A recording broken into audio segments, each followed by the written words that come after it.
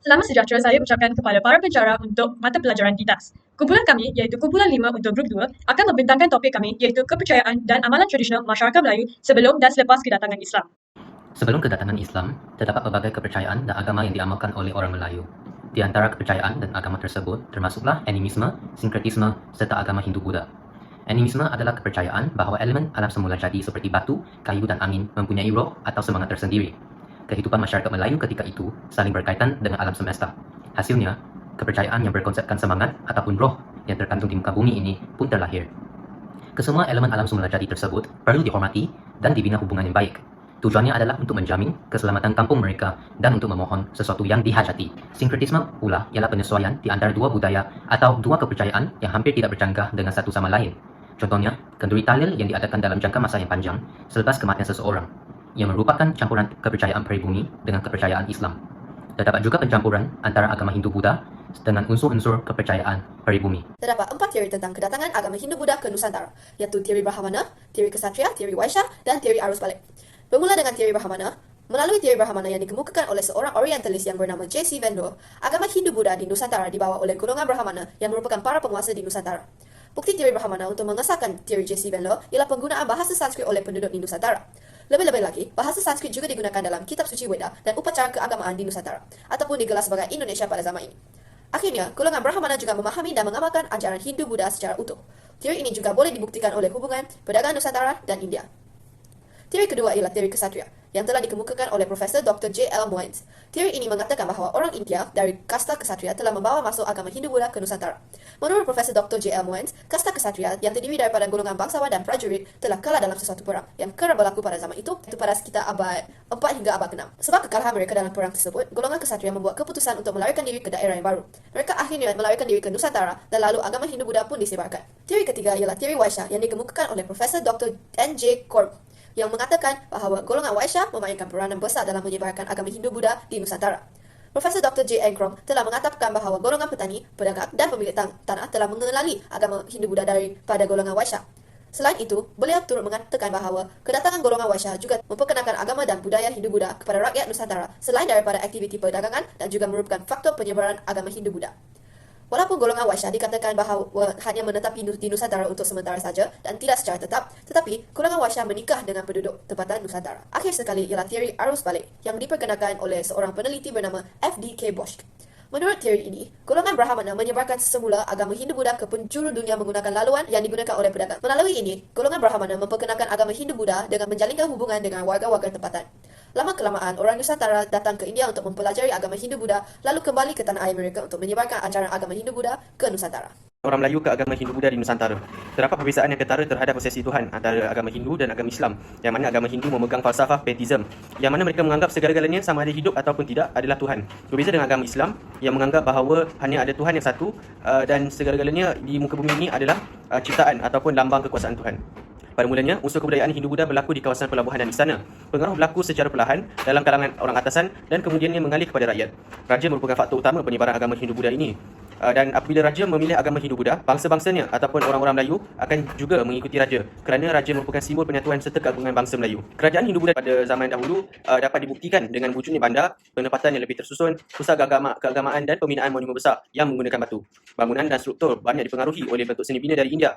Contoh bentuk seni adalah kompleks keagamaan seperti Candi Lebah Bujang di Kedah, Borobudur di Jawa Tengah, Muara Takus di Sumatera dan sebagainya. Kompleks Istana Raja semasa era Sailendra, Sriwijaya dan era Majapahit juga merupakan contoh binaan yang dipengaruhi seni ukiran Hindu-Buddha, dan ukiran patung-patung dewa menjadi perhiasan utama dalam setiap pembinaan istana. Contoh-contoh kerajaan Hindu-Buddha di Nusantara adalah seperti kerajaan Langkasuka, Sriwijaya, Champa, Gangga Negara dan Majapahit. Terima kasih Luqman. Sebelum kita menerangkan topik kepercayaan dan amalan selepas kedatangan Islam, terdapat satu proses yang perlu kita fahami terlebih dahulu, iaitu cara Islam dibawa ke tanah Melayu. Terdapat 3 teori utama yang dikemukakan tentang kedatangan Islam ke Nusantara. 3 teori tersebut merupakan penyebaran Islam melalui tanah Arab, India dan China. Teori pertama merupakan teori kedatangan Islam secara langsung dari tanah Arab. Teori ini disokong oleh catatan sejarah China yang menyebut bahawa pada abad ke-7 Masihi, orang Arab telah membina sebuah perkampungan di pantai barat Pulau Sumatera. Terdapat juga catatan dari zaman pemerintahan Khalifah Al-Ma'mun bin Harun al-Rashid yang menyatakan bahawa seorang nakhoda berketurunan Quraisy dengan seramai 100 orang mubarik berlayar ke Nusantara untuk menyebarkan agama Islam. Mereka telah menghadap Raja Perlak dari Aceh dan berjaya mengislamkan baginda. Seterusnya pula ialah teori kedatangan Islam melalui India. Teori ini berdasarkan hubungan yang sudah lama terjalin antara India dengan negara-negara di Nusantara. Selepas kerajaan umat Islam menguasai bahagian barat dan timur India pada abad ke-13 Masihi, Melayu, mereka telah menjadikan Malabar sebagai pusat perhubungan antara Timur dengan Barat yang membolehkan saudagar Islam berdagang dan berdakwah. Selain itu, apabila Bengal jatuh ke tangan umat Islam pada abad ke-13 Masihi, Bengal berkembang sebagai pusat penyebaran dan ajaran pengajian Islam terulung di India. Ramai pelajar dari institusi sebegini telah merantau ke Nusantara untuk mengembangkan Islam. Ciri yang ketiga pula ialah penyebaran agama Islam bermula sejak zaman Khalifah Uthman bin Affan yang telah menghantar Sa'ad bin Abi Waqqas ke China untuk menyebarkan agama Islam. Pada zaman pemerintahan Bani Umayyah pula, Khalifah Al-Walid telah menghantar pasukan tenteranya ke sempadan negara China untuk berunding dengan Raja China. Akibatnya, ramai penduduk di sebelah selatan negara China, khususnya Yunnan, telah memeluk agama Islam. Namun begitu, huru-hara yang berlaku di Yunnan telah menyebabkan ramai orang Cina beragama Islam berhijrah ke Asia Tenggara.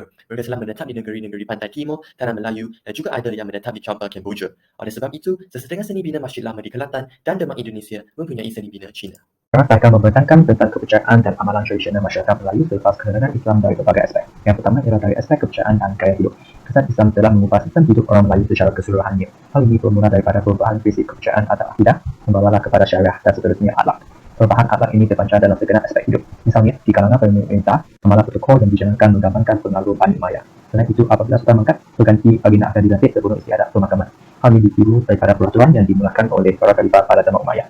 Kesan ajaran Islam juga dapat dilihat dari segi hubungan antara individu dan petalian kegelakaan yang dapat bagi menjamin kesejahteraan hidup. Bapa dan orang yang lebih tua adalah dihormati, sementara jiran pula dianggap sebagai anggota keluarga sendiri. Hal ini amat diutamakan dan terpancar dengan dapatnya contoh seperti orang yang datang berjalan adalah memberikan salam dan tuan rumah masjid boleh menjawabnya. Setelah masuk ke rumah, tetamu dan tuan rumah akan bersalam salaman. Pada ketika bersalaman, kanak-kanak dikehendaki mencium tangan orang yang lebih tua. Yang kedua ialah dari aspek pentadbiran. Sistem pentadbiran yang diamalkan di tanah Melayu sejak sebelum kedatangan Islam ialah institusi pemerintahan raja. Institusi raja ini telah dipengaruhi oleh tradisi Hindu-Buddha yang dikenali sebagai konsep Dewan Raja. Kedatangan Islam telah mengubah kedudukan dan corak institusi raja di tanah Melayu. Golongan raja telah mula menitik beratkan konsep-konsep Islam. Misalnya istilah bagi sultan, Tidullah fil alam dan Tidullah fil ard yang bermakna bayangan Allah di muka bumi telah mula digunakan. Kekukuhan institusi persultanan adalah berasaskan pegangan orang Melayu terhadap konsep alam. Konsep alam telah mengikat antara golongan rakyat dengan pemerintah. Konsep alam ini tidak wujud secara tertulis, namun konsep ini dipegang sebagai sesuatu yang dipercayai kebenarannya. Konsep ini telah mengangkat kedudukan seorang raja atau sultan ke tahap yang begitu tinggi dan menimbulkan penghormatan rakyat terhadap institusi tersebut. Yang ketiga, ialah dari aspek perundangan. Sistem perundangan amat penting demi menjamin keamanan hidup kesukaan masyarakat. Masyarakat Melayu juga mempunyai peraturan hidupnya yang tersendiri. Peraturan tingkah laku yang disetujui ini kemudiannya telah diubah menjadi undang-undang. Undang-undang ini pula terbahagi kepada dua, iaitu undang-undang bertulis dan undang-undang tidak bertulis. Undang-undang tidak bertulis ini juga dikenali sebagai adat. Terdapat dua jenis adat, iaitu adat berbatin dan adat temenggung. Sebelum kedatangan Islam, orang Melayu berpegang pada perundangan yang dibentuk dalam tradisi Hindu-Buddha yang disesuaikan dengan adat Islam tempatan. Aspek perundangan dalam tradisi Hindu berpengaruh pada hukum manusia secara jelas membedakan jenis hukuman berdasarkan kelas seseorang itu. Kedatangan Islam telah mengubah keadaan ini. Hukum-hukum Islam mulai dijadikan asas undang-undang yang dibuat konsedan. Kedatangan Islam telah perkembangkan undang-undang bertulis seperti yang dipaparkan melalui Undang-Undang Melaka dan hukum Islam Melaka. Aspek pendidikan terbagi kepada dua, iaitu pendidikan formal dan pendidikan tidak formal. Pendidikan tidak formal merangkumi pendidikan awal yang berlaku dalam kalangan keluarga dan amalan ini berlangsung hingga kini dan berkaitan dengan nilai-nilai moral dan pembelajaran melalui pendengaran, penglihatan dan pemerhatian ibu bapa. Nilai-nilai ini ditanam melalui cerita seperti cerita sang kecil. Cerita-cerita berbentuk teladan dan pengajaran ini diberi penekanan. Pendidikan formal telah berkembang dan tidak tertumpu kepada golongan atasan. Pendidikan ini dilakukan di istana, masjid, rumah, surau, madrasah dan pondok. Pendidikan di rumah memberi penekanan kepada pengajaran Al-Quran. Pendidikan di istana melibatkan hal pentadbiran negara dan sistem politik. Istana juga merupakan tempat menyimpan buku hikayat. Di masjid dan surau pula kanak-kanak diajar dengan ilmu seperti fikah, tajwid, cara dan bacaan dalam sembahyang. Bagi pendidikan pondok pula, pelajarnya dilatih untuk bertugas sebagai guru agama. Bagi aspek kesenian, pada awalnya, bidang kesenian berada dalam lingkungan tradisi Hindu-Buddha sebelum kedatangan Islam. Antara contoh ialah Candi Bukit Batu Pahat dan Awal Loketswara, iaitu hasil ukiran dan arca yang ditemui di Lembah Bujang. Setelah kedatangan Islam, hasil seni merupakan campuran elemen keagamaan dengan kehalusan seni tempatan. Dalam bidang seni bina, orang Melayu telah menghasilkan binaan untuk tempat perlindungan dan untuk menonjolkan wajah binaan yang sesuai dengan penggunaan yang seperti masjid. Seni ukiran turut dibuat di dinding rumah dan di istana dalam pelbagai hiasan. Motif ukiran turut berubah dari corak binatang kepada geometri dan bunga-bunga. Bagi aspek bahasa dan kesusastraan pula, sebelum kedatangan Islam, terdapat beberapa tulisan yang digunakan seperti tulisan Palawa, Kawi, Sunda kuno, Batak dan Rencong. Ketiban Islam di tanah Melayu telah memperkenalkan huruf Arab dan telah diterima oleh orang Melayu setelah membuat penyesuaian dengan tulisan Melayu.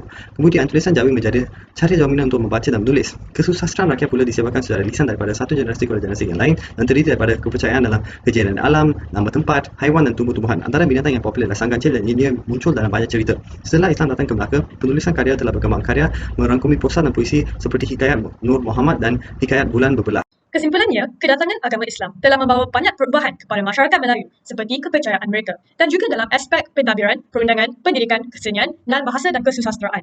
Perubahan ini menjadikan tanah Melayu sebagai pusat penyebaran agama Islam. Itu sahaja daripada kumpulan kami. Sekian, terima kasih.